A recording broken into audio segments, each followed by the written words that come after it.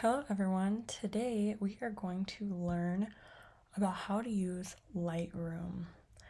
Lightroom is a post-processing and photo organization software.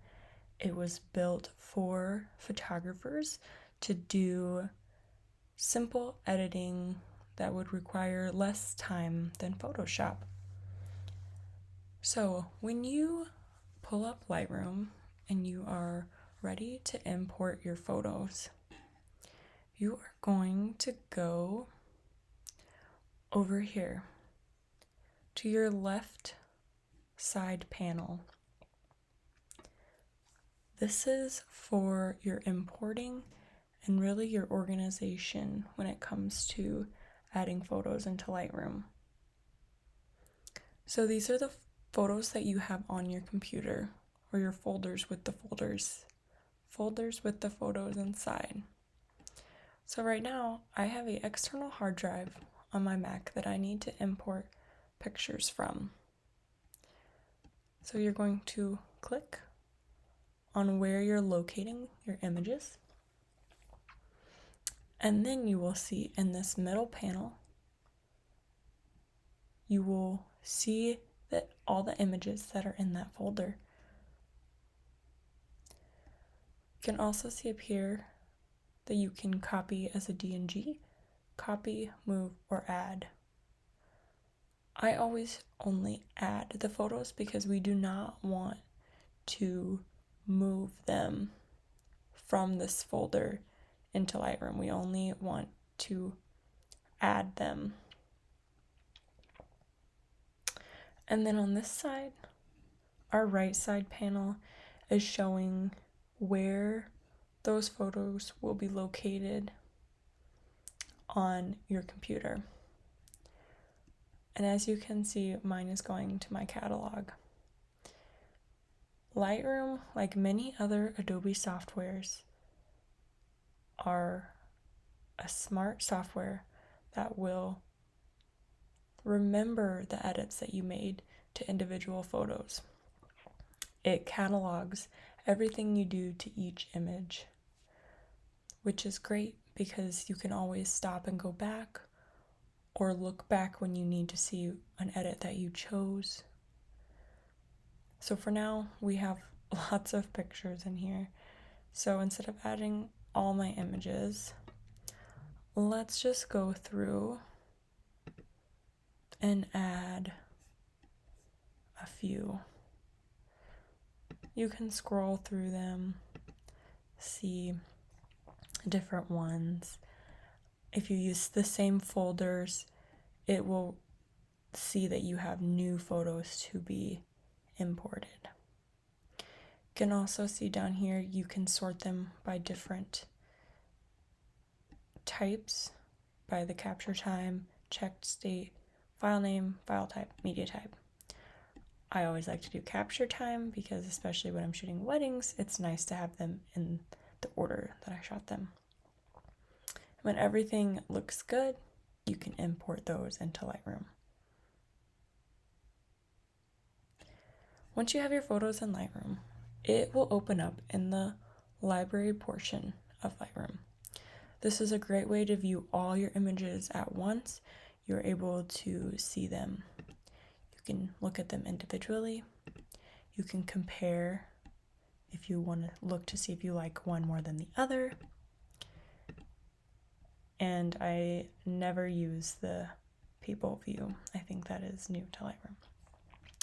Also, if you need to rotate your image, this is where you would want to do this. Now, as we had in our last window, our import window, it's very similar when you come to the next one. We have a panel on the left side, a panel in the middle, and a panel on the right side. This is again your organization. When you are in your library portion of Lightroom, this is where all your galleries will be, all of the galleries that you have imported into Lightroom. And it remembers it. That's exactly what I'm saying with all Adobe softwares. We use to remember our images and our edits that we created. So once you're in this and you're looking at your image, you are able to go through and add, if you like an image, you can flag it saying, yep, I like this image. The shortcut on Mac is a P for flag as pick. If you do not like an image, you can unselect it or reject it. So X on Mac would reject it. And then if you decide, actually, I do like that, you are always able to go back, choose it again. So now when you have your image and you're ready to edit, this quick develop side is not one that I like to use. I think Lightroom is a great way to batch edit, and this seems like more time than less time. So then we're going to go to the develop. This is where all your editing will be. So your image again pops up in the center. You are still able to see your film strip down below with all your other images. And then again, we have this left side that stays and this right side that stays. What is included in those sides always changes, but it's nice that they're consistent throughout. And then over here, you're probably wondering, what are all these random names? So these are my presets, and this is what I use to help me remember, okay, like this summer green. It was a summer wedding, there was lots of greens, and so when I edit something that is similar to that, I can go back to this preset and it will automatically show me what it would look like on this image. Some people might have a little better way of organizing their presets. If you ever purchase presets, that is another place that they will go. I can create another video on how to import presets that you purchase. It's a great way to start editing if you need a little help. So then we have this panel. This is our editing panel, and you can go through here and start with white balance. See if you need to make it a little warmer, a little cooler, and then we just work our way down from here. Work on exposure, contrast, anything that you want to help edit your image. And everyone is a little different in their style. So as you go through here and you find the things that you like to edit, it's definitely going to take time to figure out your editing style and what each section does. This tutorial is just to get you to understand how to use Lightroom, how to get to these places, and really just start working on it. These four things up here probably are best things that Lightroom has added. Obviously a crop tool, and then we have a spot removal. Let's say you didn't like something, you can go through, change the size. So let's say I do not like this little black dot here. I can go through and remove that out, and I can either clone it or heal it, depending on if you want to. Clone will mimic the exact spot. Heal is a little more softer. It creates more of a softer overlay. And then can close off that.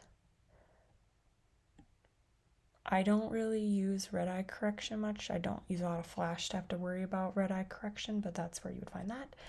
And then we also have, this is the newest thing Lightroom has added, is our mask section, where you can select subject, you can select a sky, and then go through if you need a brush, linear gradient, radial gradient, and so on to help edit your images.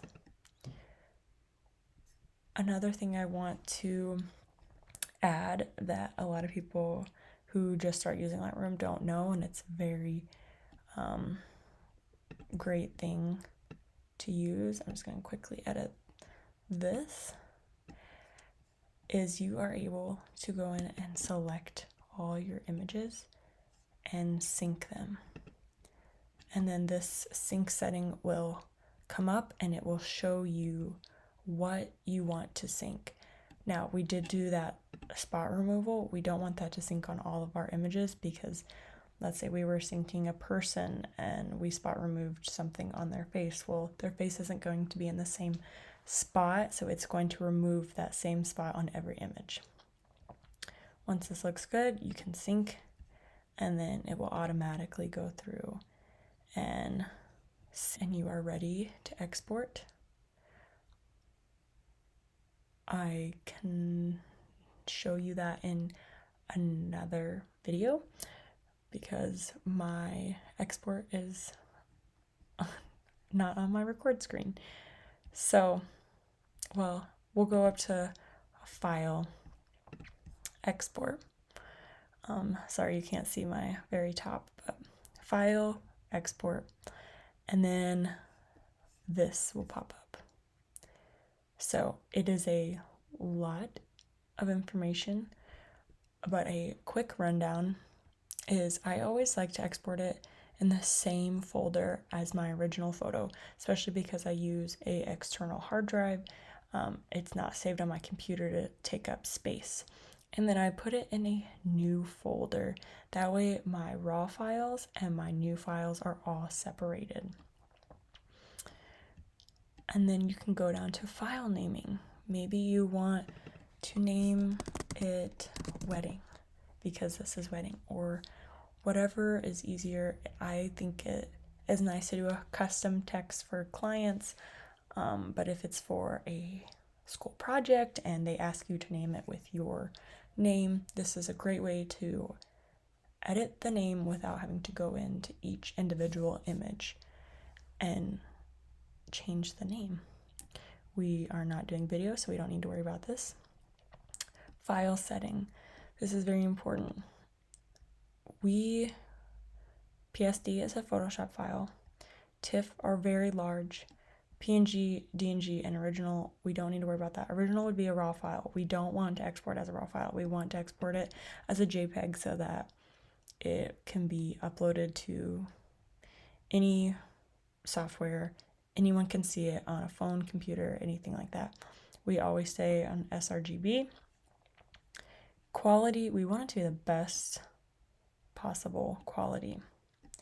Now, if you were needing to upload to a software, Google Drive, anything that needed it to be a smaller size, this is where you could go in and make the quality a little less, or even go down here to our image sizing and make it a smaller resolution so that it could upload and not be as large.